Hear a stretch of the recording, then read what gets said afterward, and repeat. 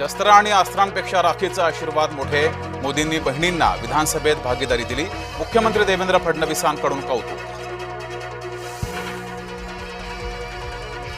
अनिल अंबानी यांच्या घरी छापेमारी. अनिल अंबानींवर 17,000 कोटींच्या घोटाळ्याचा आरोप. शनिवार सकाळपासून अंबानींच्या घरी छापासत्र. मुंबई गोवा महामार्गावर मोठी वाहतूक कोंडी. माणगाव शहराच्या दोन्ही बाजूला वाहनांच्या लांबच लांब रांगा. गणेशोत्सवासाठी कोकणात निघाले चाकरमानी. रक्त आणि पाणी एकत्र वाहू शकत नाही, मग रक्त आणि क्रिकेट सोबत कसं चालू शकेल? संजय राऊतांचे थेट पंतप्रधान मोदींना पत्राद्वारे सवाल. उदय सामंत शरद पवारांच्या भेटीला. शरद पवारांच्या घरी नेत्यांची भेट. गणपतीत परीक्षा घेऊ नका, परीक्षा वेळापत्रक पुढे ढकला. अमित ठाकरेंची मंत्री आशिष शेलार यांना विनंती. अबिद हुसेन शेख जलीलकडून 10वीच्या विद्यार्थिनीवर बलात्कार. जळगाव जिल्ह्यात उडाली खळबळ.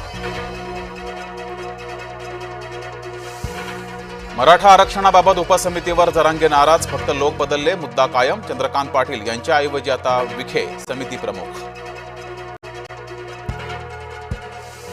गणेशोत्सवाच्या तोंडावर तात्पुरती खड्डे भरणी.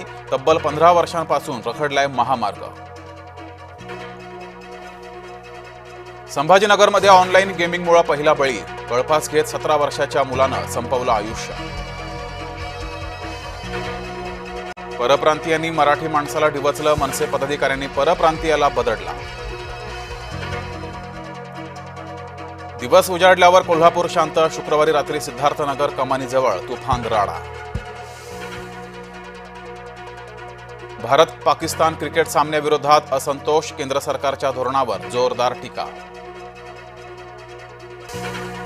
अभिनेता गोविंदाचा संसार मोडला. सुनीता आहुजा यांचा घटस्फोटासाठी कोर्टात अर्ज.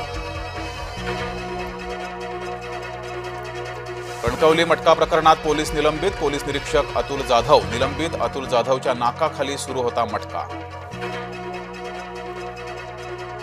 मध्य रेल्वेवर रविवारी मेगा ब्लॉक. माटुंगा मुलुंड दरम्यानच्या रेल्वे वाहतुकीवर परिणाम. सकाळी 11 ते संध्याकाळी 4 वाजेपर्यंत मेगा ब्लॉक. पुण्यातील ससून रुग्णालयामध्ये ठाकरे गटाचं आंदोलन. समस्यांना वाचा फोडण्यासाठी ठाकरे गट आक्रमक. इडापिडा घेऊन जायगे मारबत. नागपुरात घोषणा दुमदुमली. नागपुरात ट्रम्पचा बडगा. आगाऊ ट्रम्पचा नागपूरकरांकडून निषेध. गणेशोत्सवापूर्वी मुंबईच्या रस्त्यांवरील सर्व खड्डे पूर्णपणे भरा. मुंबई उपनगराचे पालकमंत्री आशिष शेलार यांचे आदेश. सागरी किनारा प्रकल्प आणि मेट्रोमुळे मुंबईच्या सीमारचनेत बदल. सीमारचनेवरील ठाकरे गटाच्या आक्षेपानंतर भाजपानं हा आक्षेप फेटाळला.